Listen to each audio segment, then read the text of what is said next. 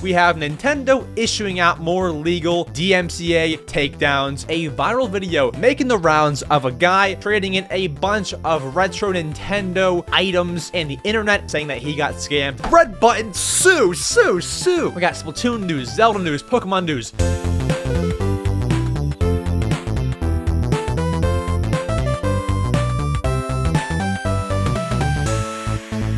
It's the Mario Matter. We're doing the chitter chatter. We're bringing you Nintendo news.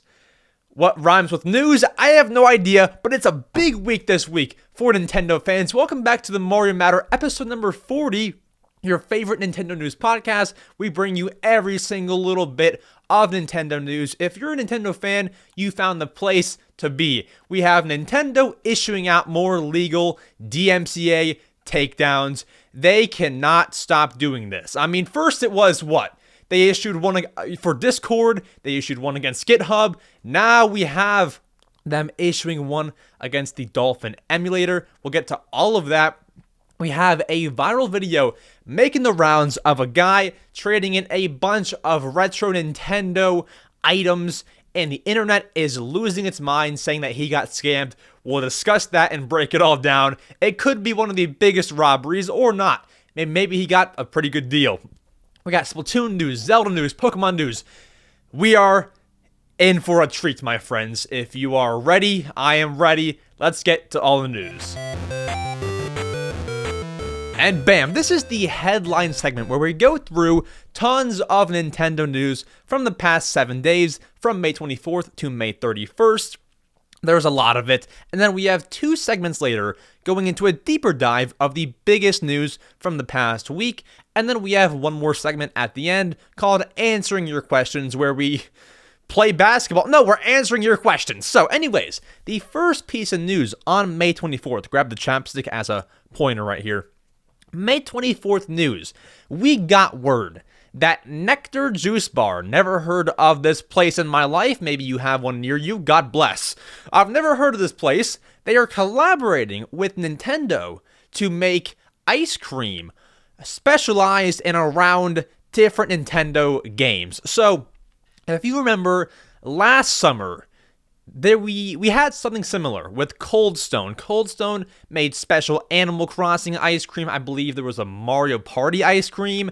They made ice creams. Now, I actually went over to Cold Stone to try and participate in the collaboration with Nintendo, and I got my order all messed up. I tried to order the Animal Crossing ice cream, and it wasn't a pleasant experience, I'll say that much. It was not Animal Crossing ice cream. And so anyways, I guess they are relocating after Cold Stone messed it all up to Nektar Juice Bar. There are definitely less juice bar locations than there are Cold Stone locations, but if they're going to try this, I mean, go ahead. So, this Nektar Juice Bar, I mean, the closest one to me, I checked yesterday, is 70 miles away. And, you know, I'm not driving that, so I will not be participating in the Nektar Juice Bar Nintendo collaboration. But if you do not know what this place is, they specialize in acai bowls, juices, smoothies, the liquids, so to speak. And they have a promotion active with Nintendo all summer long from June 1st to September 4th. I mean, that's even before summer, so kudos. And so they have 3 special Nintendo ice creams coming out. So the first one is the Mario Kart Cookie Cruiser. This is described as a collision of cookie dough, blue spirulina, and our coconut cream blend. And that one visually looks amazing, but the other one that looks visually great is the Splatland's Birthday, the special Splatoon 3 ice cream. This is described as a burst of cake batter flavor with our coconut cream blend, sprinkles, and turmeric. Now, that looks great. I can't try any of these through the screen, but I do like that one. And then the final one, which if I could choose any of these to buy, I'd probably choose this one. Kirby's Berry Dream, a dreamy combination of strawberry puree and our coconut cream blend. That one to me sounds the best. Or maybe the cake batter Splatoon one. I don't know. Either of those I would take.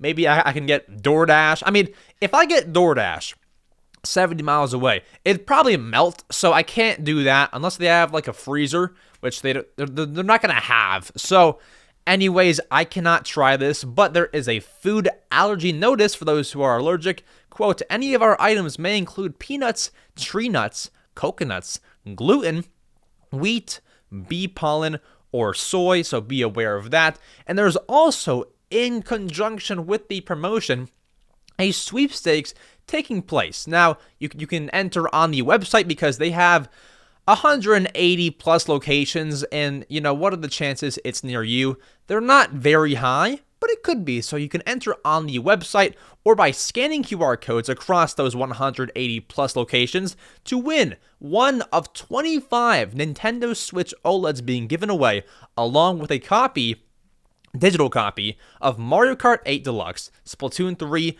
or Kirby's Return to Dreamland Deluxe. So if you enter that sweepstakes, there are 25 being given away. So you have a better chance of winning.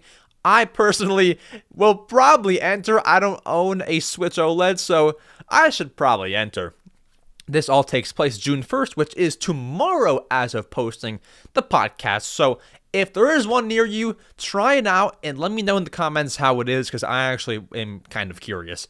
I mean, why can't you partner with, I don't know, Dairy Queeners? Come on now. No one has a Nektar juice bar near them. Now, maybe you have 5 near you and I have none near me. I shouldn't speak for everybody, but, it's pretty rare to find, it seems. And then, Tears of the Kingdom fans who need some MyNintendo Platinum points. Oh, buddy, we have the activity for you. Your evening is all booked already, all right? You can earn 100 Platinum points on the MyNintendo site for use on Switch Online profile icons, miscellaneous rewards on MyNintendo, all that kind of stuff. So if you do have your Nintendo account, you would know what Platinum points are. You redeem them for cool little rewards, whether it be digital stuff or in-person stuff. And if you want to earn a quick 100 of these, on the Tears of the Kingdom website, if you're logged into your Nintendo account on the site, you can actually do a little treasure hunt on the site hosted by Nintendo, where what you gotta do is there are 5 parts of a raft located on the site, hidden somewhere. So, go on the website for Tears of the Kingdom. There are 3 logs to find and 2 fans to find. That's obviously what you need to make a raft. It takes about 5 minutes or so, but if you go through the site and find all 5 of those, that is a 100 Platinum point reward. That's 20 points per item that you find. Takes 5 minutes. I don't get why you would not do it. I haven't done it yet, so I don't know how difficult it is, but typically, I've done a few of these before for different games. They're very, very easy. It takes me 5 minutes, 10 minutes at the very, very, very, very most. So, why not go do it? Earn yourself 100 Platinum points. That's what? 10 Switch Online icons? When you buy the icons on the Switch Online app on your Switch, that's 10 points per icon. So that's 10 icons right there for doing, basically, having fun. I mean, you're doing a treasure hunt on the Zelda website. Why wouldn't you do it? I don't know. But for those Zelda fans who were baited by that kind of news, oh, buddy, we have real Zelda news for you. We got the real stuff. Tears of the Kingdom was updated to version 1.1.2 on May 25th, and a lot of people are choosing not to update. And I'll tell you why in a minute. So first, let's go over what they changed, what they fixed in this brand new update, this patch for Tears of the Kingdom. So, we first have an audio bug fix.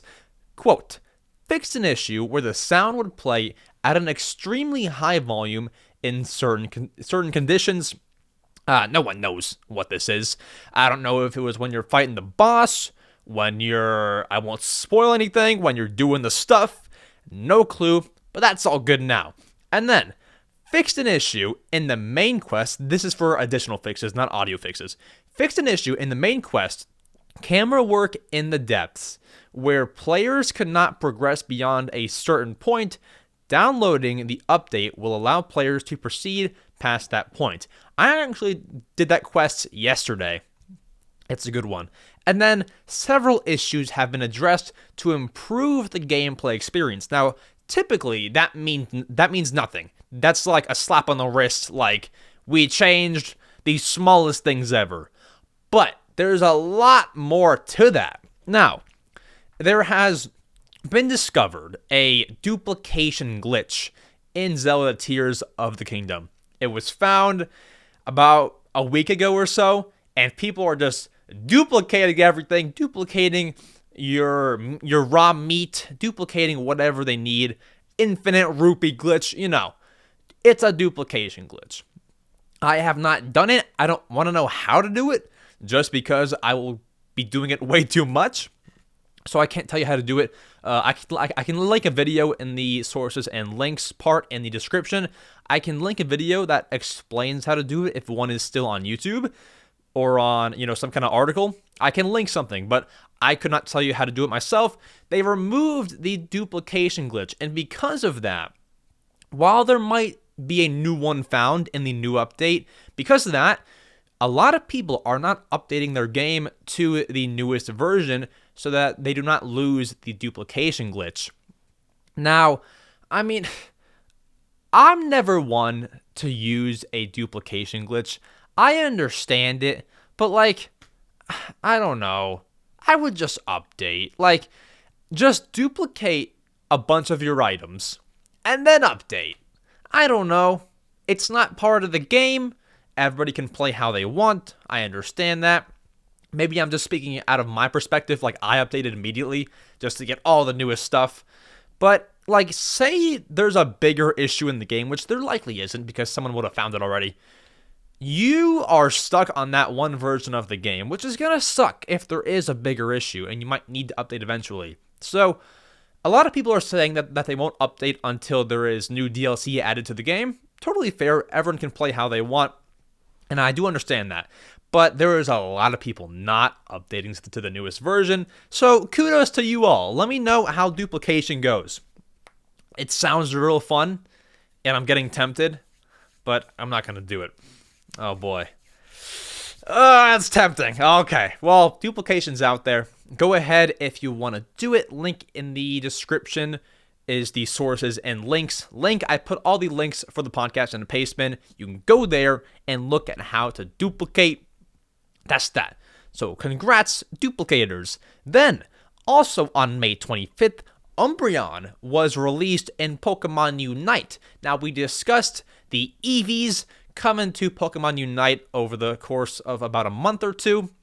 We discussed it, I believe, 2 episodes ago when I was still remote doing the podcast on vacation. And so Umbreon is now in the game, and the Eevee Festival is still going on. It goes on until June 22nd.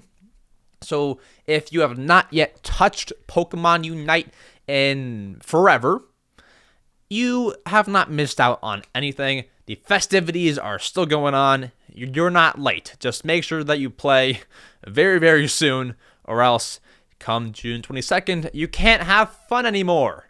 Well, you can, but no Eevee Festival. What kind of fun is that? So, there you go. Go ahead, get Umbreon, see how Umbreons the Umbreons.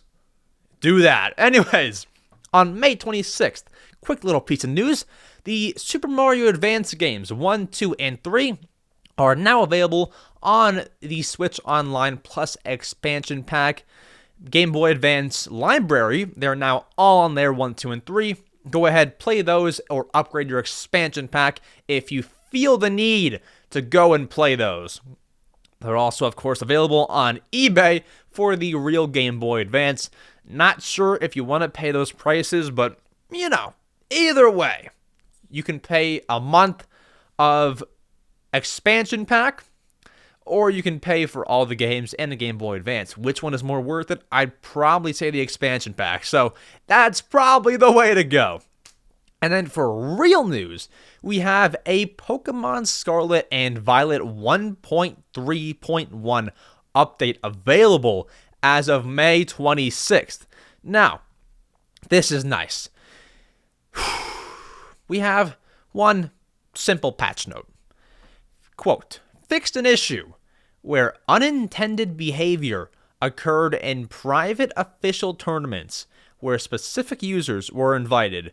We have sent an email to all contestants who were affected. So they're fixing tournament issues. People like you and I won't notice this, but new update out. Very, very small one. And there's also a bit more Pokemon news. So let's go here.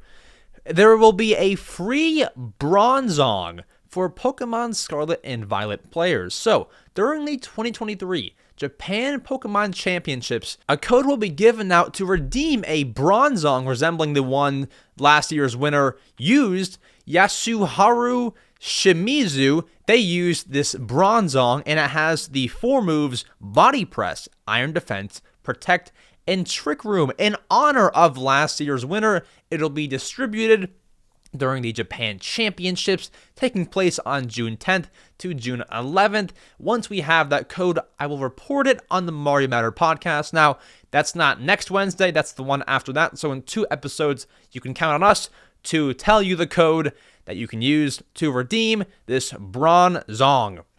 Now, it's pretty cool that they're putting this out in celebration of the guy. I mean, if you won some kind of Pokemon championship, you'd be gassed up too if they were putting out a Pokemon that you used to win. I mean, that's a pretty cool thing. That's a cool thing. So, congrats to the guy, and thank you, Pokemon developers. I appreciate it. I get a free Pokemon. And then, Splatoon 3ers. Boy, do we have news for you. We got a lot. So, we all know the Splatoon 3 Sizzle season is coming up. Basically, this is just same game, but new celebrations. Every few months, they introduce a brand new season, which adds tons of new changes, tons of new weapons, things like this. It's kind of like major updates every few months. We have the Sizzle season starting June 1st, which is tomorrow as of posting this very podcast. And over the past week, we have had 5 new weapons revealed and a few other notable changes. Let's go over the 5 new weapons that were revealed. Beginning with the, I will butcher this, Anaki Splattershot Nova. Now this is of course the Splattershot, slightly differed, and the special ability is the Inkjet where you fly up and splat everyone, and then the sub, which is the like throwable bomb kind of thing, are the Ink Mines. So not too bad. I'll have to give that a spin. And then we also got revealed the Splatana Wiper Deco, where the special are the Tenta Missiles, self-explanatory, and the sub is the Squid Beacon, which allows your team to super jump wherever you are. So let's say I throw one down and people are, across the map. If I throw one of these Squid Beacons down, people across the map can then jump over to the beacon and be right where I am. So that sounds like fun. And then we also got the custom dually Squelchers, if I'm saying that correctly. The special ability is the Super Chump, which scatters a bunch of bombs everywhere and just blows them all up. And, it takes a while for them to blow up, but it works.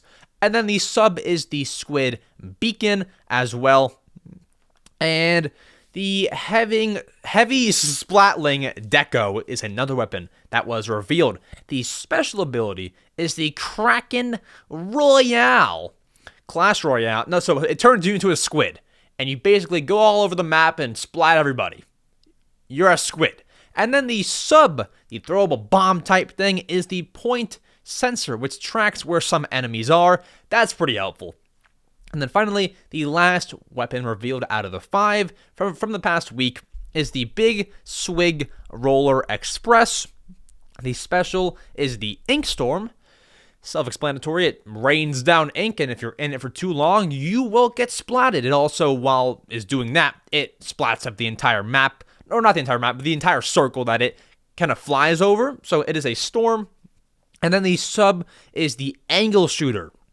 Now, along with all the weapons being revealed, we got some other notable changes. Now, with the kind of update for Sizzle Season, there's a lot of changes, right? Like, there's a lot. And when I say a lot, I mean, like, some weapons will do, like, 15, points more damage. Some will be buffed. Some will be nerfed. So, I'm not going to sit here and read you every single change coming in the update. But if you want to see it, the link is down below, because it's like so many small things. It's like if I were to sit here and do that, it must take me like 25 minutes. Like it's forever. It is so much stuff. And we're a very in-depth news podcast, but bro, I'm not sitting here for 25 minutes reading off Splatoon the smallest little changes. I'm not doing that. So it's down in the description if you want to check all that out. But there are new battle cards coming. I won't read all of those because there are also a ton. But there is a paintbrush card, which is a weapon that we saw revealed in the trailer that was released ahead of the Sizzle season. That's coming.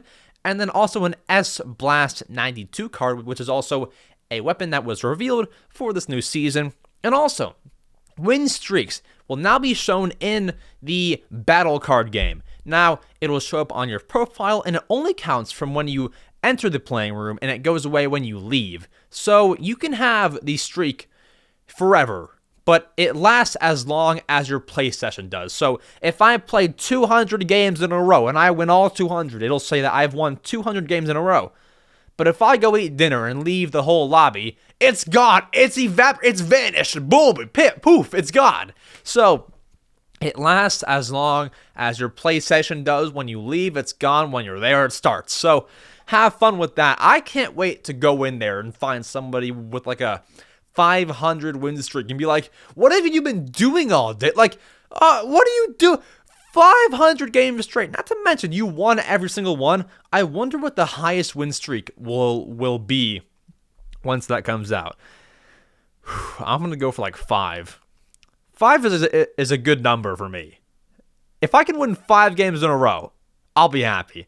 And then we got that Mario Kart Tour news. You know how that goes. New cups, new circuits, new tours. So we got the Mario Kart Tour Princess Tour announced. This is kind of circled around Peach and Daisy, the two princesses. Rosalina being absolutely excluded here. And so there are 2 new tracks coming for this tour on the mobile Mario Kart Tour game. We have the Daisy circuit from the Wii and the Peach circuit from the Game Boy Advance. The 2 princess circuits are coming to the game.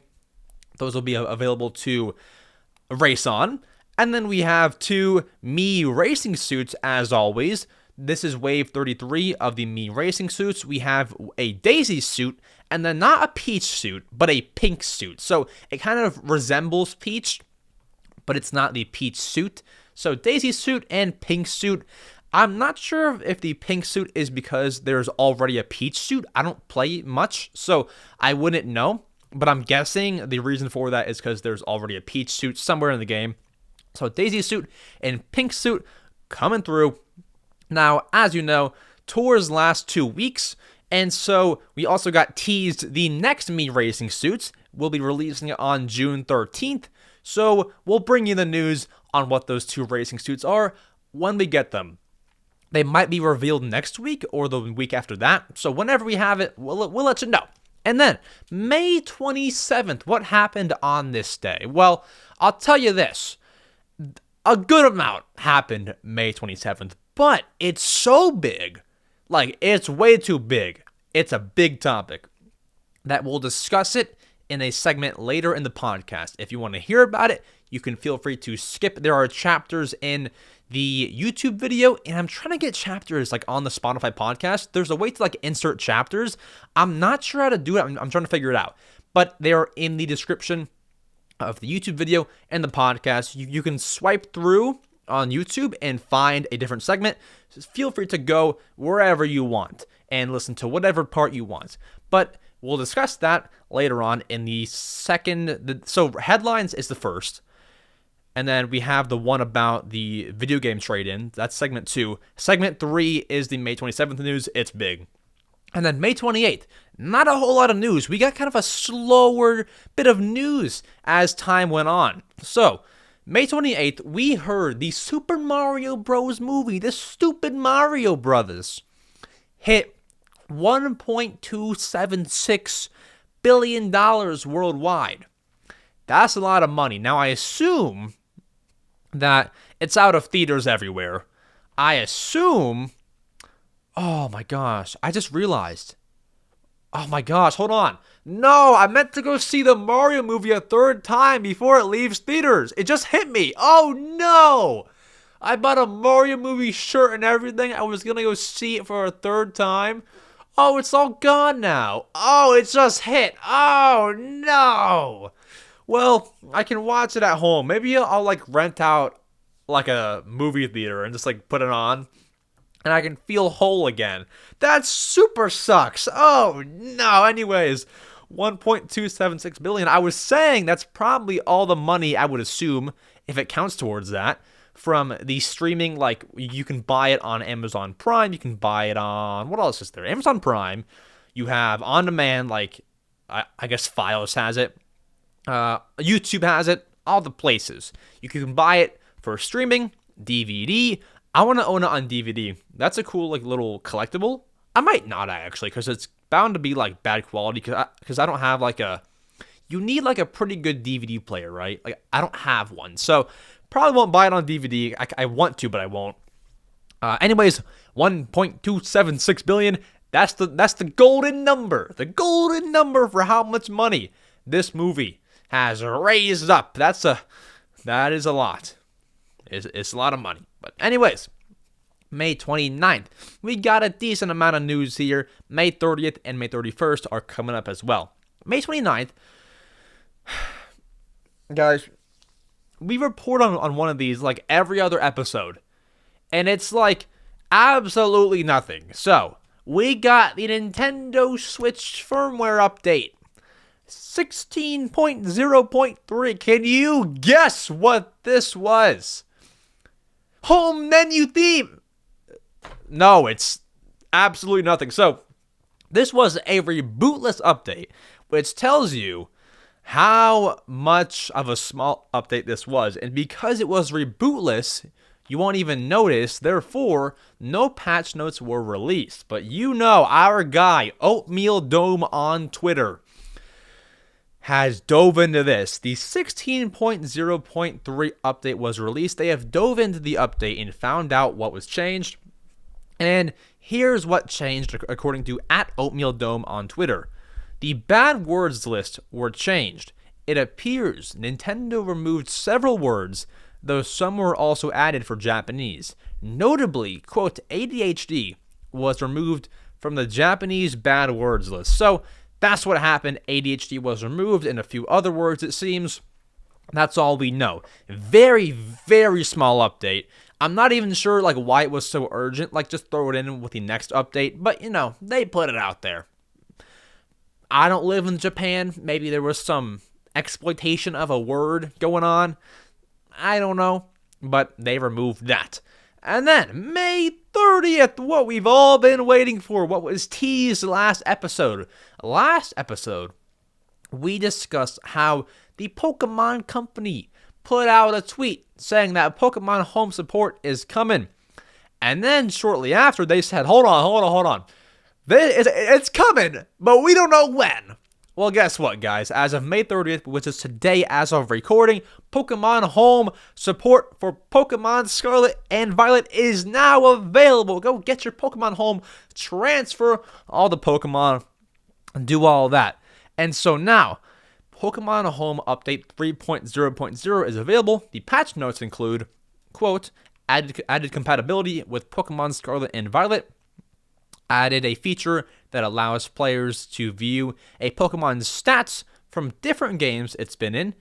Added challenges and stickers and other issues have also been addressed in order to ensure a user-friendly experience. I mean, it was pretty user-friendly before that, but I'll take it. Maybe it'll be even more friendly than it already was. So there you go, Pokemon Home updated. Go and move all your Pokemon and beat Pokemon Scarlet and Violet. There you go. Then May 31st, the day of the podcast being posted.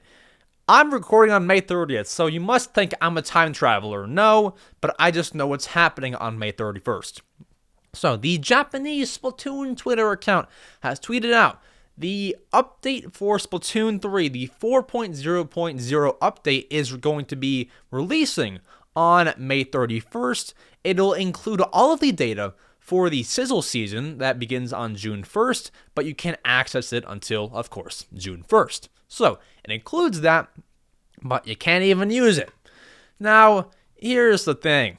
As we said, Splatoon patch notes are messy. We got all the crazy, plus 15 points damage, plus 7, like it's the smallest stuff, so we won't go through it. But Oatmeal Dome actually pointed out some miscellaneous but notable patch notes that I agree are pretty significant, so I'll read them. We have 3 more lobby songs have been added. Honestly, that's a big one. Cannot wait to see what those songs are. That sounds fun. And then PBs, I guess private battles, can be created in advance from Splatnet 3, which I believe is the mobile app, if I'm not wrong. Splatnet 3, that's awesome. I do like that. Like, I don't think I'll ever use that, but it's cool that they add that kind of feature anyway. You can open more menus and view lockers in matchmaking. So when you're in matchmaking, you're kind of just sitting there, just shooting your rank everywhere. Now you can open more menus and view lockers. So you really won't be bored during matchmaking. I'll tell you that much. You will not be bored. If you're bored, you're doing something wrong or you're on the wrong update version. You can do a whole lot now. And then we have 2 types of color lock were added, and the max table turf rank, which is the card game, is increased to 999. You are maxing out, my friend. You would have to max out to get all the way up there. Anyways, that is all of the news for the headline segment. Now we have even bigger news coming up. Segment number 2. A lot of people are saying this is the worst video game trade-in ever. However, when you do the math, I disagree. Here we go. Segment 2. Is it the worst game trade-in? Let's find out. Let's begin with a story time. So about a week ago, I'm on Twitter, and I'm doing my casual browse. It's like, 6 p.m. or so. A week ago, I'm looking. I scroll, and I find this video that is making the rounds, and has made the rounds all week long, about a man named Quincy, who brought in a bunch of retro Nintendo items to trade in at a store that I believe to be called Hey Bro Video Games. It was posted on their Instagram, and they posted a man trading in his items. Now, here's the thing. He trades in the items, and shown off in the video, he buys the Zelda Tears of the Kingdom OLED. That is $360. And a lot of people are saying that the items he traded in are worth a lot more than a Tears of the Kingdom OLED. Now, let's give you the full picture. Now, I'll run you through what he traded in and what he got. So, let's go here. He first traded in a orange, complete in box Pokemon Japanese N64. An NES action set with the orange zapper, complete in box Super Mario 64, complete in box GoldenEye 007, complete in box Mario Kart 64, complete in box Mario All-Stars, not 3D All-Stars, for the SNES, Mario All-Stars, and a complete in box Super Mario Kart. For an OLED, and he was also paid $700. Now, I don't know if it was $700 and the OLED, or if he got $700 and then used that to pay for the OLED. I'm assuming that's what happened, because they said in the video, we gave him $700. He's walking away with the OLED. So by that, I assume he got $700 for the entire trade. And here's the thing. I broke down the value of how much all the things he traded in are worth at the very, very lowest, or at least on average. So, let's see. He was paid $700, and here's the value of what he traded in. So, the N64 When you go on eBay, it's up in the 400, 500. But what I did was look at sold items and find the lowest one in the past, say, year or two. And I found the N64, on average, pretty low price, $350. Now that right there will pretty much cover the OLED. The N64 he traded in was worth $350. The NES Action Set, complete in box, assuming it has everything with it, $300.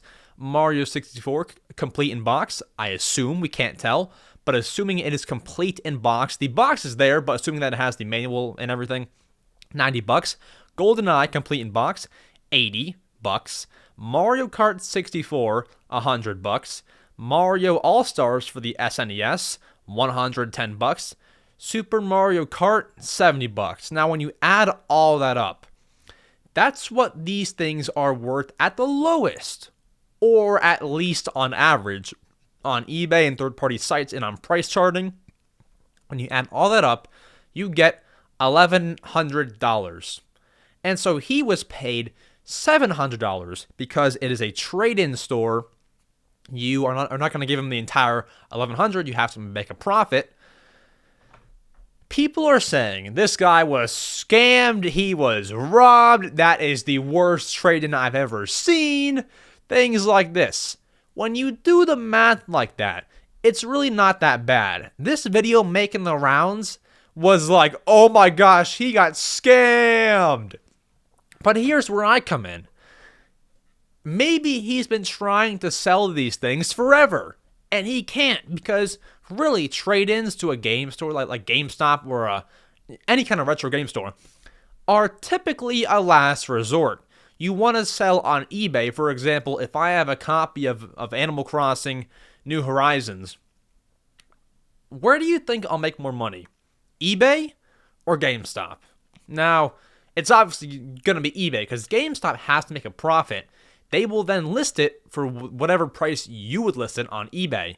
So it's really, by that logic, a last resort. Like, if you cannot sell that game, take it to GameStop, they'll buy it off of you. It's like, there's one guy basically being like, I'll buy it off you, but for a lot less. Or you take your chance on eBay and see if you can get more for it. And so he traded in these games and the console itself. And people are saying he's robbed. Now, here's where I disagree as well. The guy looks happy. He has his OLED. He said he was happy with the trade-in. He must have known the value of what he was trading in. He must have known, like, if you have complete in-box items in a Japanese Pokemon N64, you must know the value. No one has that. And it's like, oh, it's some random collectible. Like, he probably knew. But he probably didn't care. He wanted the OLED. He didn't care enough to have those things. It's that guy's life, you know? We don't have to, I guess, bring him down for a trade-in. I bring it up because this clip went essentially viral. It went viral, and, you know, if that's what he wants to do, to buy a Zelda OLED, maybe it wasn't even for him. But he didn't want all these other things. He traded them in. We can't rip the guy. We don't know his situation. Maybe he needed the instant money. Not to make it too deep, but like, was this a robbery? No, he could have made an extra $400. But like, what's $400 when you're getting paid $700? Like, he just wanted the instant money. I get that. And that could actually be even better, because what if he got these $700 with the OLED? We don't know what happened, whether the $700 was used for the OLED, or he got the OLED and $700, so that would be a total value of $1,060. If that's the case, he got a great deal, a fantabulous deal. But we assume it's $700 in total. I mean, yeah, it's $400. That's a lot of money, but it's that guy's life. It's certainly not the worst game trade-in ever. I think it got blown out of proportion because if you look on eBay and stuff, you'll find that N64 for $800, $900, but they're not selling. Go on eBay, search that, and look for sold items. I found one for $350. like a few months ago. At the lowest, it's not a bad deal. But he did lose at least $400. It's not the worst trade-in ever. He didn't get robbed. It's a decent deal. Those are a lot of great games. I'm not sure why he's trading in these great games. There had to have been other stuff, but they are very valuable things, and they were all in like pretty good condition. So they might have done better on eBay, but to each their own. No, this was not the worst video game trade-in ever. No, he was not robbed per se. I wouldn't call it robbed or scammed. I think he knew what he was doing. But, that's that. If you saw this clip, there's your breakdown for it. He wasn't scammed. He wasn't robbed, in my opinion. If I have any of that wrong, feel free to correct me. The prices are an average. I did my extensive research on price charting on eBay. That's what I found for it. So I shouldn't be wrong, but if I am, let me know. Maybe he was robbed. I do not believe so, though. Anyways, that's Quincy trading in his games to get the OLED. That's fun. Very innocent activities.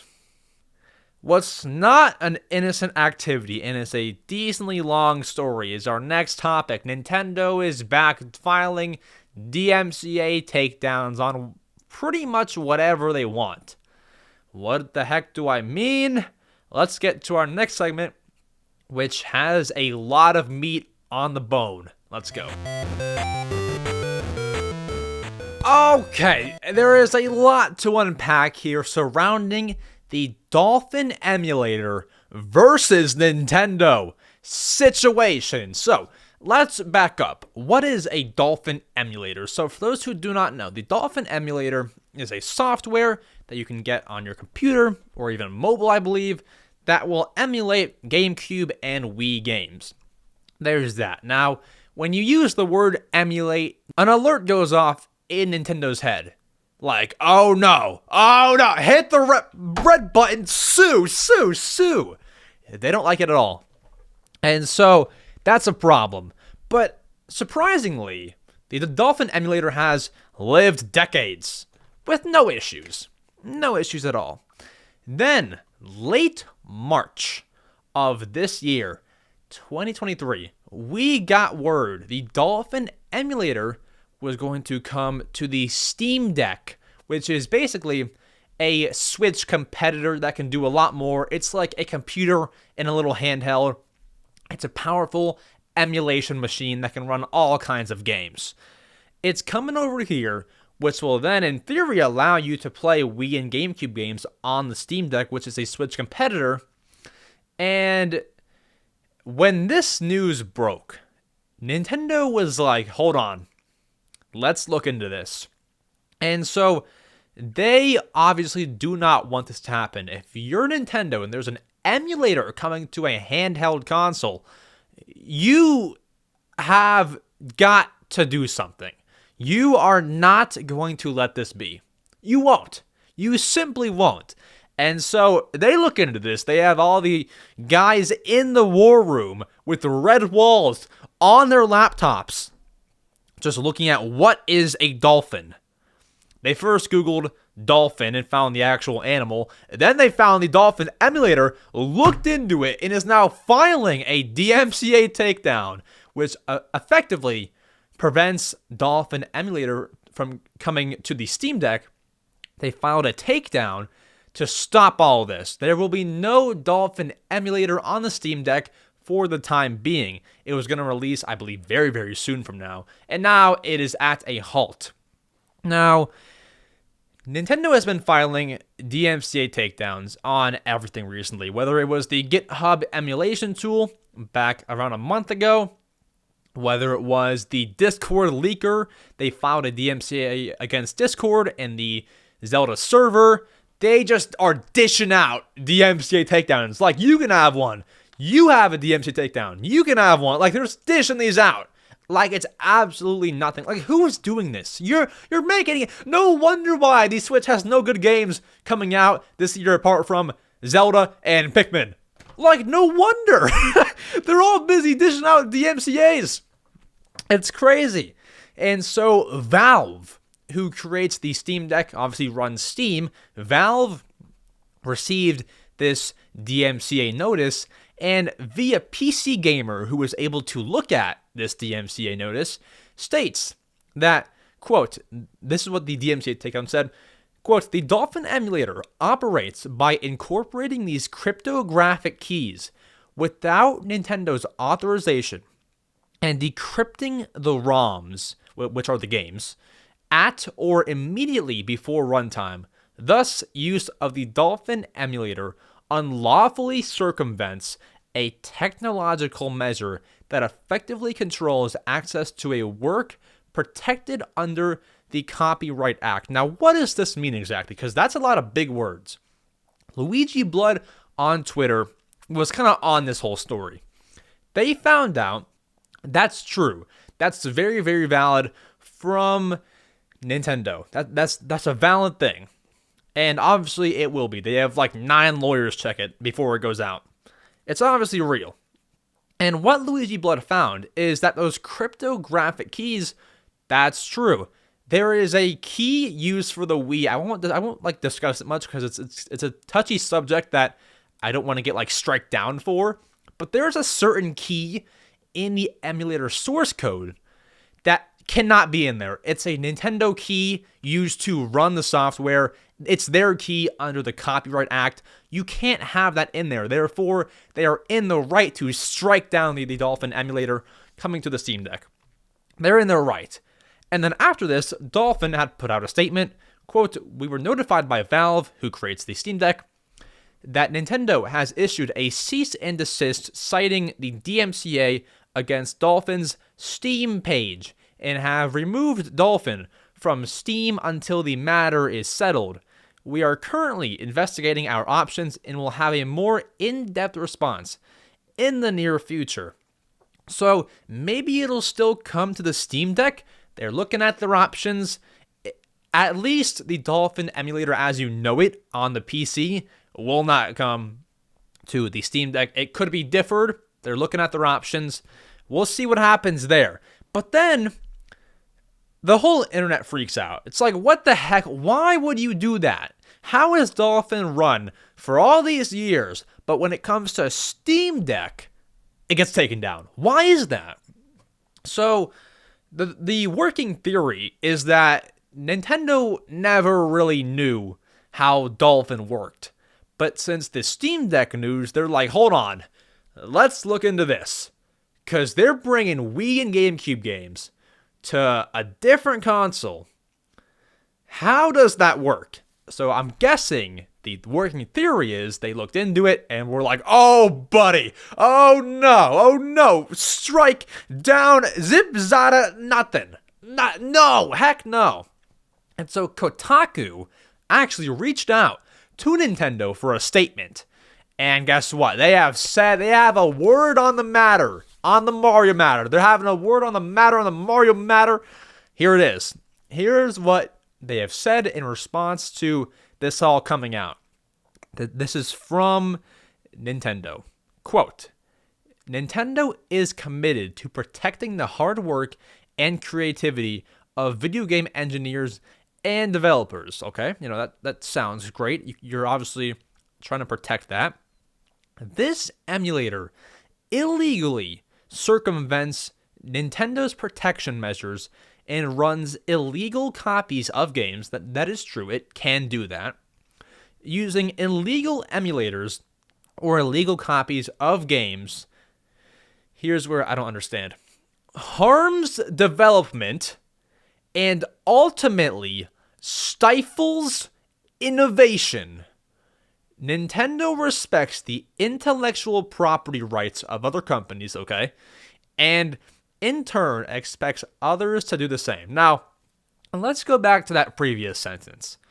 Using illegal emulators or illegal copies of games harms development. Yeah, I'm sure as soon as some Joe Schmo ran a copy of Twilight Princess, the entire development team, there were sirens going off, there were red lasers all around the entire workspace, and they were all freaking out. I'm sure of it. No! How does this harm development? You don't even know that people are... What if nobody on Earth has ran an illegal copy of a game? That's not true. But, like, you don't know. How does this harm development? It doesn't harm anything. If it harmed development, Tears of the Kingdom would not be a 10 out of 10 game. It's not harming development of anything. Not like it's on the Steam Deck, you're issuing a takedown. That won't help, like, your next console. Like, it's not halting or harming development in any way. It's not. And anybody will tell you that. Watch other YouTubers, watch articles, or read articles. Like, no one thinks this is right. It harms development in no way. There were not sirens going off in the development room when this happens. And ultimately stifles innovation. How? And maybe they can respond. How that stifles innovation. I don't believe it does. I don't believe. Now, are they in the right to issue the takedown? Yes, they are. It has the Wii key that cannot be in there. They own the key. They are in the right to do this. But their statement is making no sense to me. I don't get this. Most of it is like buttoned up, company talk. They're committed to protecting the hard work and creativity, intellectual property. Like, it's all buttoned up. But that part just makes no sense. Harms development? No. Stifles innovation? No. No, and like, I'm just trying to be real basic here. I'm not looking into like how it could stifle some kind of cool innovation. No, like your games are not affected. Your console is not affected. It's not stifling anything. It's just not. It's just not. I tell you. And Nintendo respects the intellectual property rights of other companies and in turn expects others to do the same. Well, after this, I don't know. It's just not true. Now, once again, they're in the right to do this. They can do a DMCA takedown on Valve and on Dolphin to not let this happen. Sure, they're in the legal right to do so. And for the time being, as we can see right now, there will be no Dolphin Emulator coming to the Steam Deck. It's not going to happen as of right now. But I don't know. That statement doesn't really sit right with me. I don't like it. There's a lot to it. There's a whole lot to it. And thank you to Luigi Blood for diving into this. Luigi Blood on Twitter. I mean, I don't encourage piracy in any kind of way. It's obviously illegal. But this is a little extreme, right? Like, it's not hurting you that much. I'm not saying piracy doesn't hurt. Sorry. I'm saying, like, this emulator is not hurting development. It's just not. Anyways, that's the whole story. We'll have to see what happens with Dolphin Emulator. Maybe they'll take down the entire software. I'm not sure why they haven't yet. If they're taking it down for the Steam Deck, why haven't they taken it down at all? A bunch of emulators for these kinds of games never get taken down. But when it comes to the Steam Deck, there's a problem. So we'll see what happens to Dolphin as a whole. But anyways, piracy is illegal. I'm saying that so I don't get struck down. There's no reason to. I've said nothing bad or nothing that... Like, this is not my information. It's all out there, so I shouldn't get struck down. It's not even my info. I'm not saying anything wrong. So there you have that. Anyways, let's get to the best segment. The one that even this seagull that I'm holding right now loves this segment, all right? It's the segment where we answer your questions, where we go through YouTube and Discord and answer your questions that you have for me, obviously. Anyways, let's get to it. Yeah, Dolphin Emulator is just weird. Anyways, the best segment where we answer your questions. I've pre-selected questions from YouTube and Discord. I've had someone do it for me, so I've not screened these yet. But I did that because last time on the last podcast, you might have noticed when we were answering questions, we had to kind of like scroll through for a little while before we found a decent one. And it takes time, and it's a lot of, okay, here we go. It's a lot of that, which is unnecessary. So let's get to your questions. We have pre-selected 10 from YouTube, I believe, or just around 10, and I believe 10 from Discord. Now, I'll say this. If you want to get your question answered and you've been trying for a while and you're not getting it answered, if you become a channel member, which is a link in the description, it's similar to Patreon, but for YouTube. If you become a tier 1 channel member, you will have a priority answering question response, I guess. Like, you will be not only have your question answered, but you'll be first to have your question answered. All you got to do is comment in the Discord or in the YouTube comments your question. It'll be bumped up to the first questions, and that's how that works. So we do have one member question that I found as of the recording of the podcast. If you commented afterwards, I'm sorry, but I might miss it. From Allison McGuire, a brand new member, actually. So thank you so much. She actually she has my profile picture, which is kind of fun. She asks, do you think the next console will be handheld, home, hybrid, or VR? Probably not VR though. So, good question. Handheld, home, or hybrid? I get asked this a lot.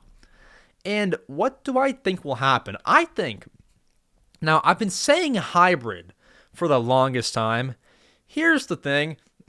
I think it's going to be a home console, because we discussed last podcast, I think, that if you make a console very similar to the Switch, not as many will buy it, because sequels to consoles never, ever do good. Look at Game Boy to Game Boy Advance. It did swell, but not better than the Game Boy. Look at NES to SNES. Look at Wii to Wii U. Look at DS to 3DS.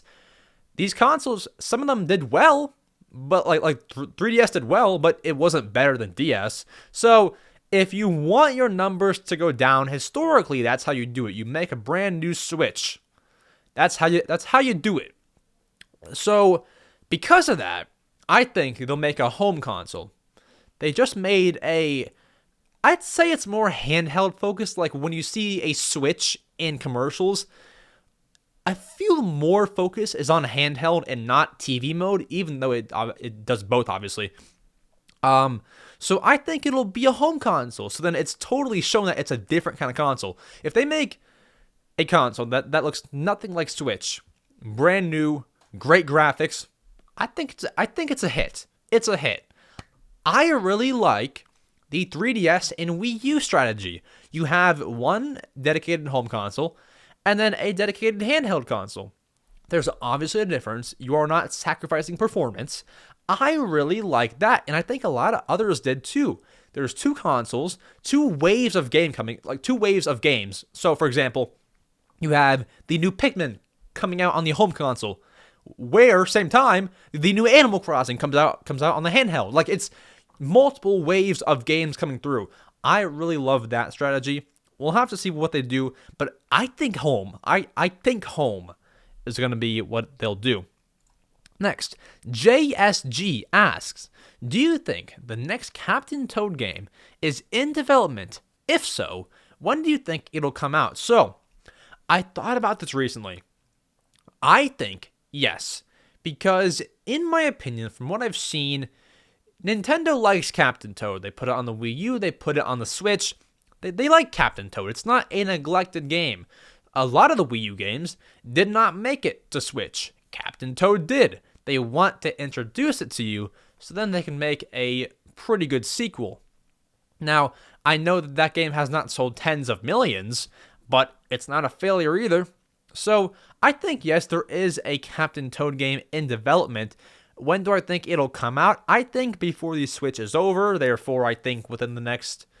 it could be announced this summer. Who knows, I tweeted yesterday, because everything I've been saying recently has come true. Like I said, PlayStation might jump back into the handheld games. They have a handheld thing coming out. It's a remote play thing, but it's a handheld. I said, what else did I say? I said, Nintendo has to go after pirates by going after one person. They did it.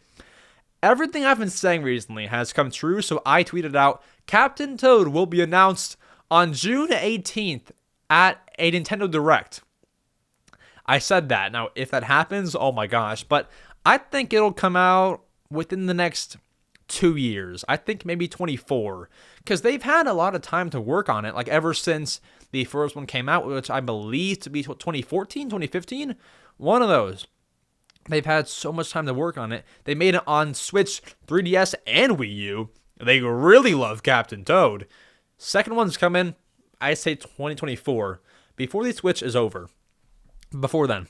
Then, Munch1298 asks, Hey EmSwizzle, what is your favorite all-time Mario game?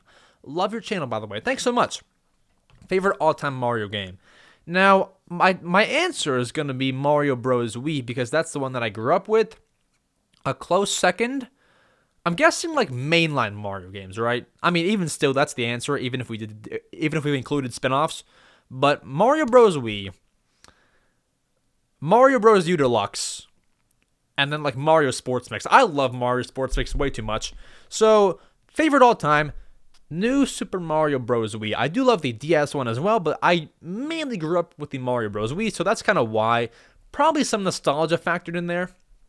There you go. Next, the Underpugs asks, what do you think is making the next Donkey Kong game take so long? Good one. I saw a rumor, which sounds true and seems true, from a pretty good leaker. So I saw a rumor around, this must have been like 3 months ago, about the Donkey Kong game. And maybe we can find this. Donkey Kong game rumor. Yeah, here we go. Claims open world Donkey Kong game is in development. And I saw a rumor. And guys, rumor, who knows if it's true, where basically they were making this new Donkey Kong game. And I believe it was being made by Activision. That's the rumor. And then it wasn't going well. It didn't go well and was now transferred, I think, to Nintendo to develop it. I think that was the rumor. And so that's why it's taken so long. Now, once again, a rumor, who knows if that's true. I believe something like that has happened, because we've never, ever seen a Donkey Kong game have this big of a gap. Never. So I think something bad happened where they had to relocate where this was being made or how it was being made. And if it really is open world, it'll take a bit longer. I do think Donkey Kong, whatever that game is, I think there's an announcement overdue. I think if they even just showed off, what they can do.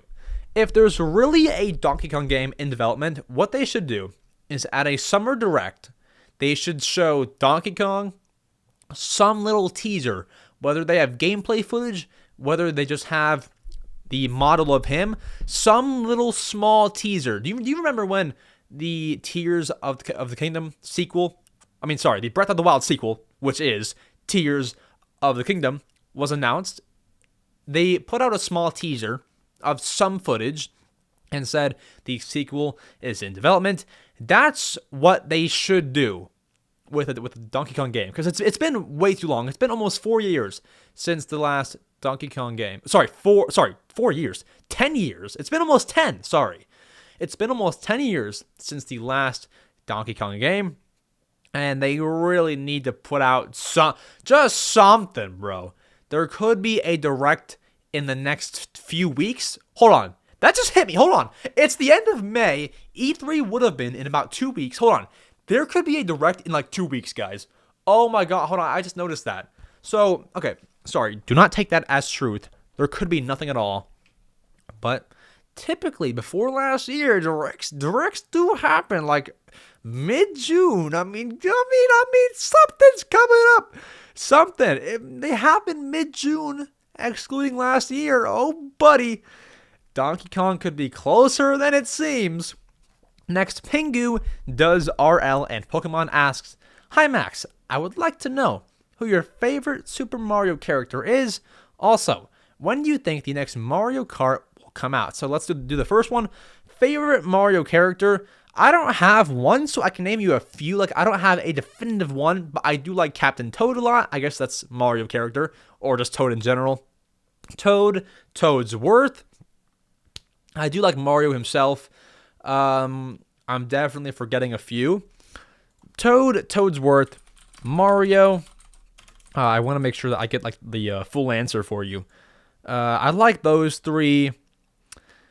Yeah, those three are my favorites, honestly. Toadsworth is a bit of a more unpopular character. He's from Mario Sunshine and was in a few more games, I believe, after that, and maybe before that. I could be wrong.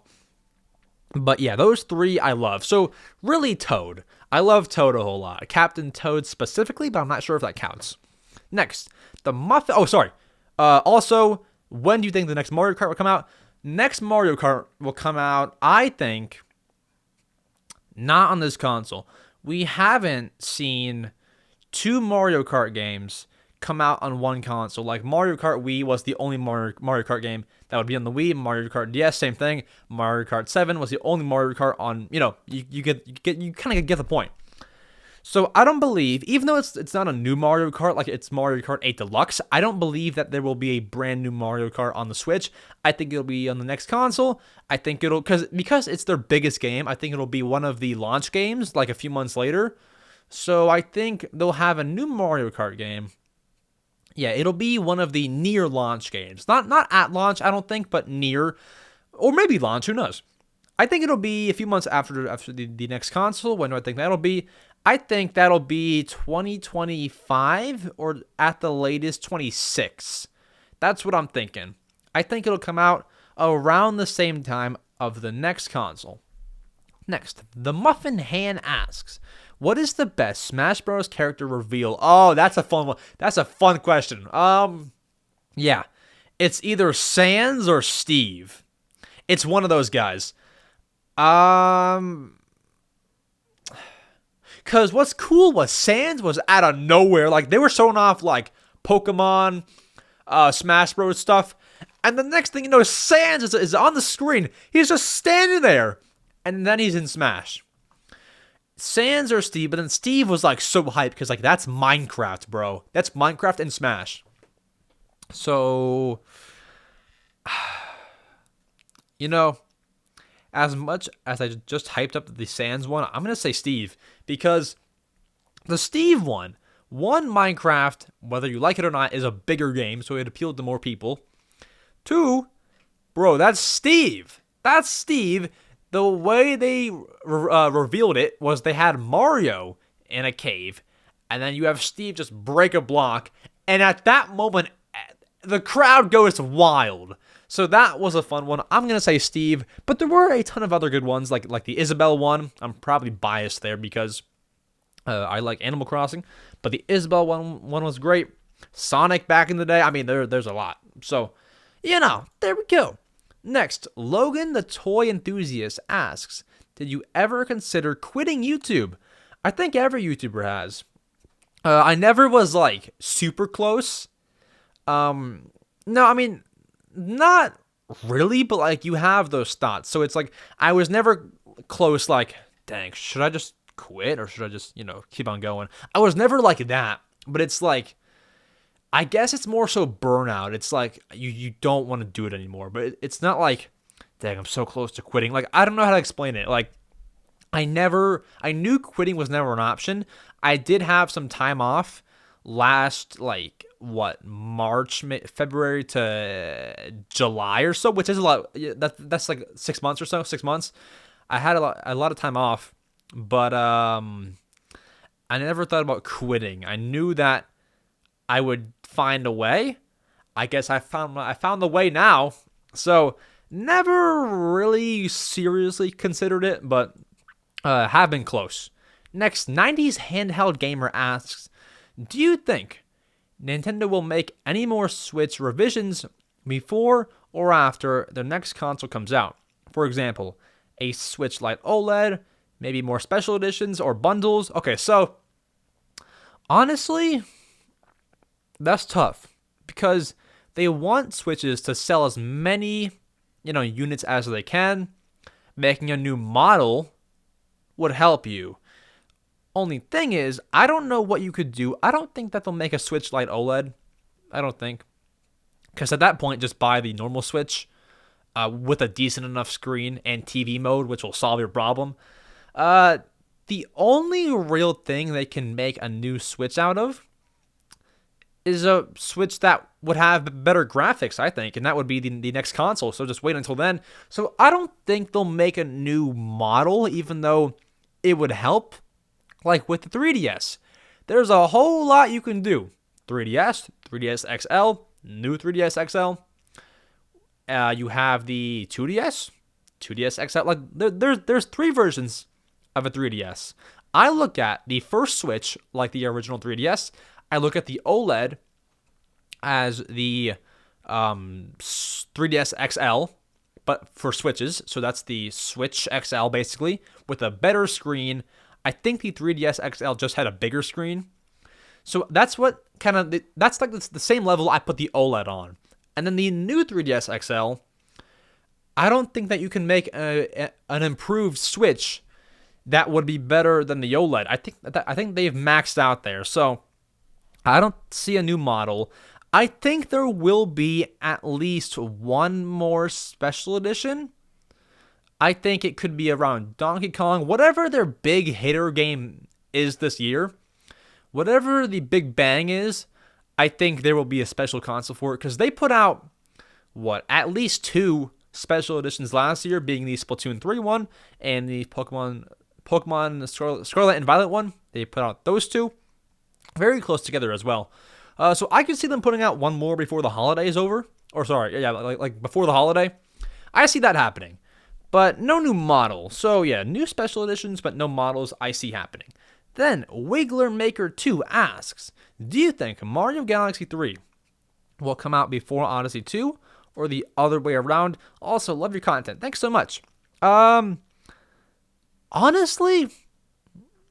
I think if either of those would come out, I think Odyssey first, just because it would be a very, very weird order if they did it Galaxy first, because so the last Mario game is Mario Odyssey. You put that out, it makes sense to put the sequel out.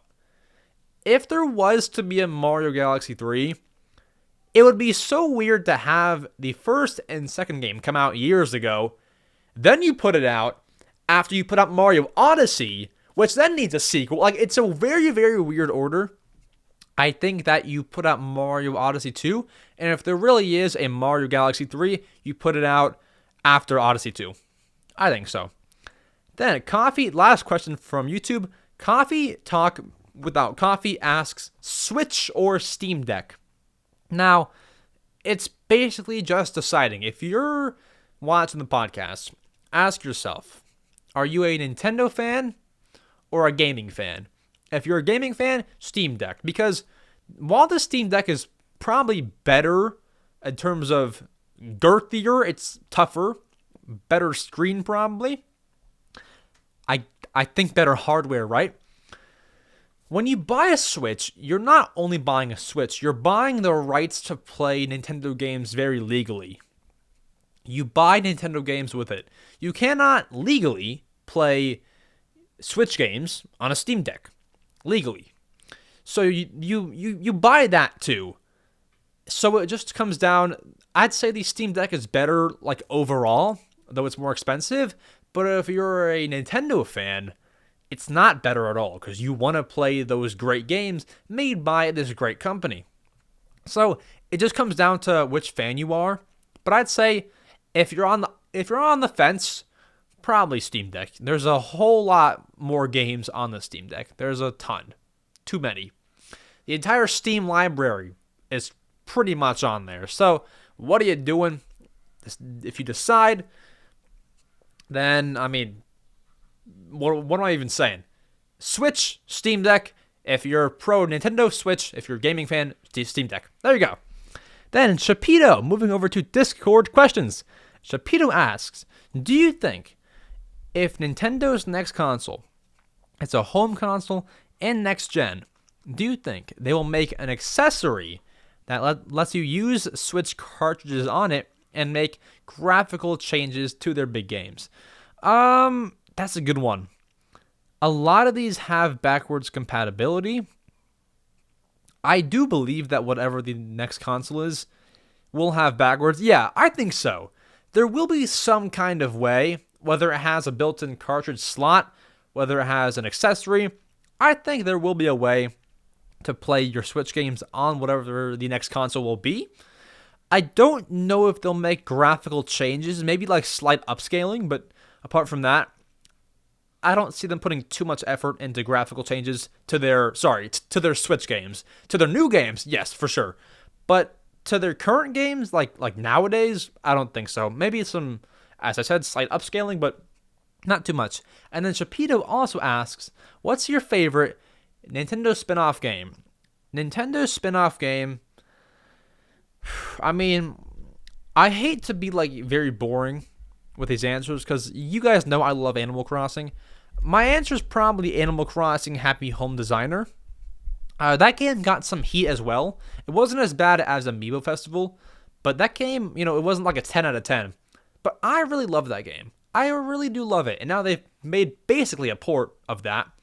Well, not a port. I guess a sequel, really. It's not at all a port. A sequel of that as DLC in New Horizons, the Happy Home Paradise. It's fun. It's really fun. So I would give you either that, or I would give you, if Mario Sports games count, Mario Sports Mix. And let me give you one more. Wii Party U is not a spinoff. That's a game. Spinoff, Nintendo spinoffs. Donkey Konga. I'll give you that. I will give you that. Donkey Konga. That game gets some heat. I made the short recently where I talked about the one must-have game that you need for consoles. I said Donkey Konga. Like, I do not believe Donkey Konga is better than Smash Melee, Metroid Prime, or Mario Sunshine. I don't think that. But I didn't want to be basic and say Smash Melee or Mario Sunshine. I tried to give you a different game recommendation, and everyone's like, Donkey Konga is not better than Smash Melee. I'm like, I understand. I get you. I agree with you. I wanted to give you a different perspective, maybe, I didn't want to say Smash Melee because you're expecting that. Not great, but yeah, took some heat for that one. Next, Skill B asks, what do you recommend to everybody who owns a 3DS to mod their 3DS? Definitely. Excluding piracy, custom themes, backing up your save data. I mean, I'm all for it, yeah. For sure, just be safe when you're doing it. Don't break your 3DS. Don't do anything that you shouldn't, like piracy. Discourage that. But everything else, themes, save data, what else can you do that is legal? That's kind of all I use mine for. So, yeah, those two for sure. Then, Floppy Floppa asks, what do you think is the best Switch accessory? Do controllers count as accessories? I think they do, but I won't count that. Best Switch accessory is probably, what do I use? I don't really use accessories. I just have a controller of choice, and I roll with it. I guess you can get like a grip that goes on the side of the Joy-Cons, makes it more comfortable. You can get one of those. You can get those fat Joy-Cons, the Binbach or the Doyokis, same company, but the Doyoki Joy-Cons or these, GameCube ones. That's an accessory. I did say that I would exclude controllers, but it counts, right? I don't really use any other accessories apart from the obvious carrying case. That's obvious. Yeah, nothing else really. Just controllers and like the Satisfy grips, I think, are good as well. Satisfy sponsor me. Next, the Real Dandelion asks, what is your favorite Wii U game? This changes a lot. As of right now, it's either Mario 3D World or Mario and Sonic at the Rio 2016 Olympic Games. One of those. But, oh, this is so cool. Hold on. Seagull, sit. Oh, gosh. It's either Mario 3D World or Mario and Sonic. One of those, I'd probably lean towards Mario and Sonic at the Rio, because that is a very, very fun and what I believe is an underrated Mario and Sonic at the Olympic Games. I think it's seen as like the worst one, but it's my favorite one.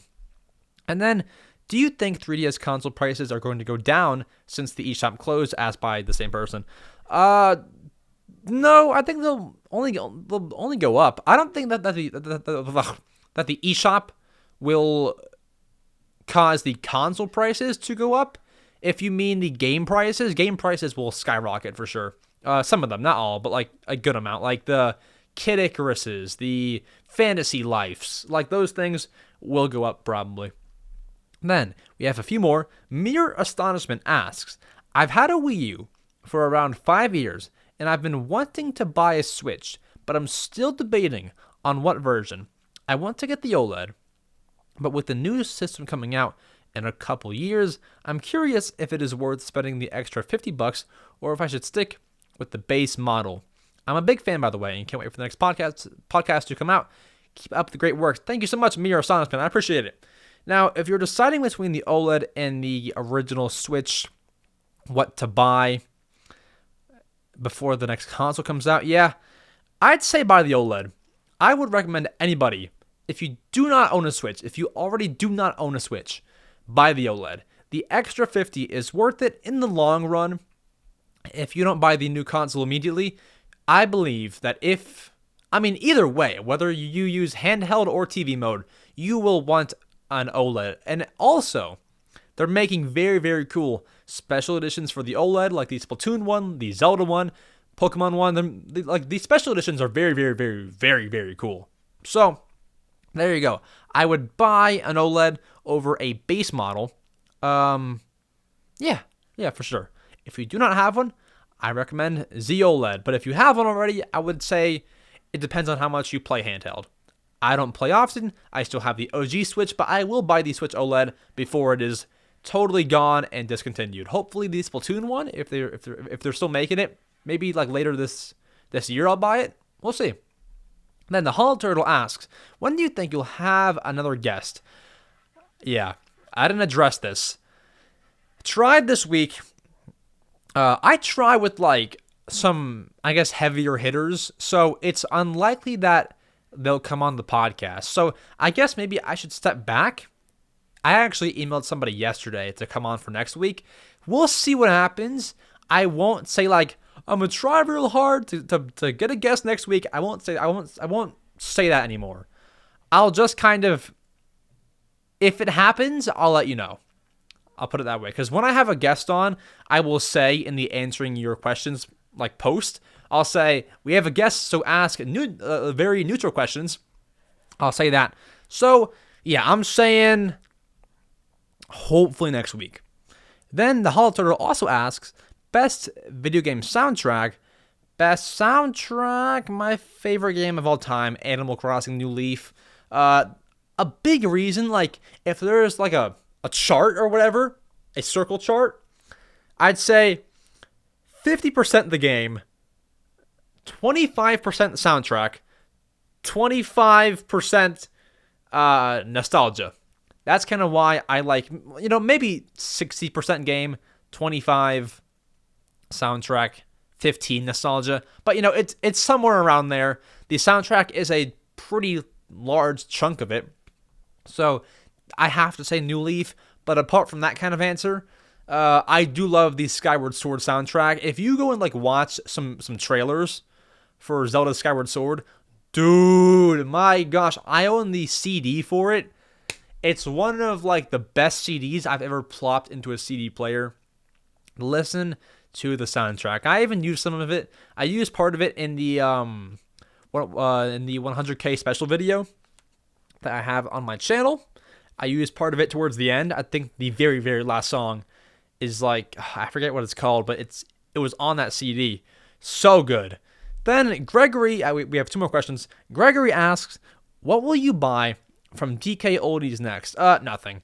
I respect them for lowering the prices, but like if I need a game console, I'm going to either the store local to me or I'm going to eBay. I won't buy it from DKOldies. We did it for a few videos. Those are all done now. And then The Rock asks, finally, what is your favorite country? Weird question, I know. It is not weird. Favorite country? I mean, by default, USA. That's where I am. I've only ever been... Wait, no. Hold on. Have I been out of country? Hold on. Oh, yeah.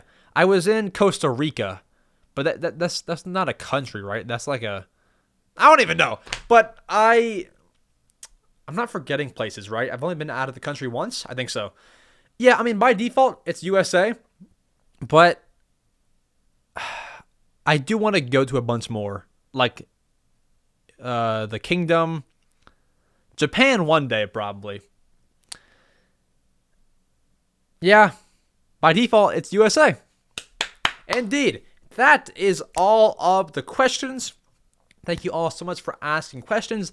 Let's go ahead. Let's give a shout out to our channel members. If you want to become a channel member, by the way, let's say this. I am going to be adding more channel member levels and perks. For example, guess what? Mario Matter fans, I'm going to be doing a special Mario Matter episode every single Saturday, starting probably not this Saturday, but next Saturday. Probably starting then. Where it's not news related. It's me talking about some Nintendo stuff, some channel related stuff, secret private episodes that only you have access to for, I think I'm going to price it at $1.99 a month, which is very, very good for some extra Mario Matter stuff. Maybe as we get more members, I'll have to bump it up a tier, but coming soon, probably before next week, will be some more channel member tiers and perks. I can follow you on social media, whatever. But as of right now, perks as of the podcast being posted are shoutouts at the end of my videos. You have unreleased video access. You have YouTube short unreleased access. You have so much stuff. Recording session access.